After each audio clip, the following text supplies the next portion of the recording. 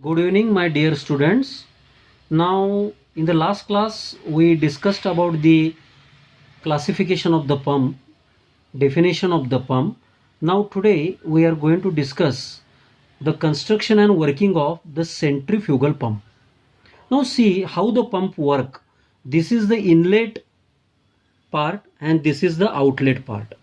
So, water from the inlet enters here and water gets discharged through the outlet and it is stored in the overhead tank. So I told you pump means it lifts the water from the lower end and to upper end. Now just see construction. So this is the suction pipe. You see here water enters through the suction pipe.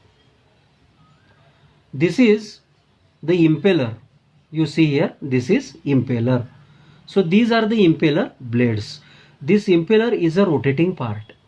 This is the eye of the impeller, means center part of the impeller. It is connected to the shaft. So when this impeller will rotate, it will rotate the shaft.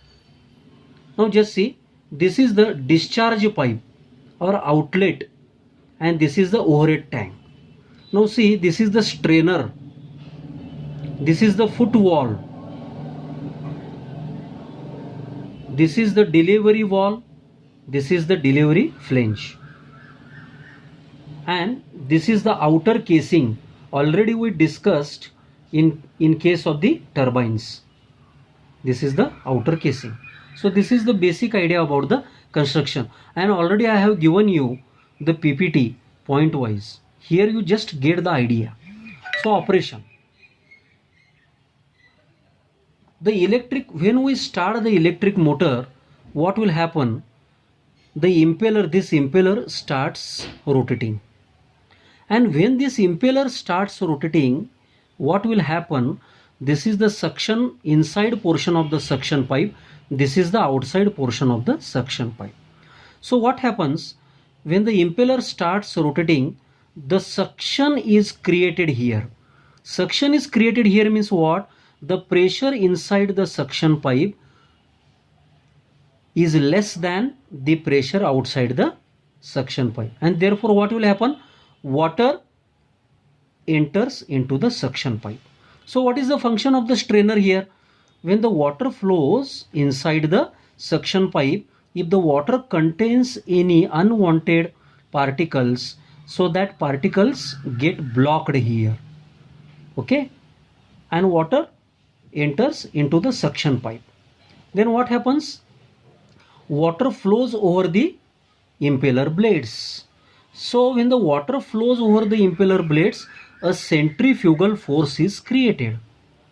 And because of the centrifugal force, water is thrown away from the center and it enters this portion. And then through the delivery pipe, the water enters into the overhead tank. So what is the use of the delivery valve?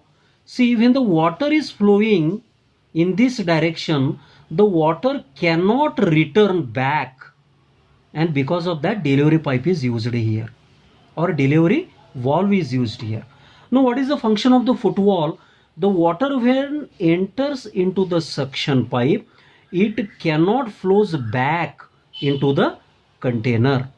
So this is the brief idea about the operation of the centrifugal pump. Now advantages.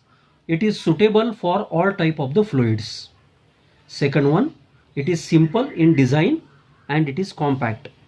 Output flow is steady. The fluid flows at a steady rate. Horizontal or vertical mounting is possible. See, we can mount this centrifugal pump either in a horizontal direction or either in a vertical direction. What are the disadvantages? Relatively poor suction. See here, the suction of the water is relatively poor. Priming is necessary. We will discuss what is meant by priming in the next video. It develops cavitation. In the next video, we are going to discuss priming and cavitation, and it is not suitable for air or gas.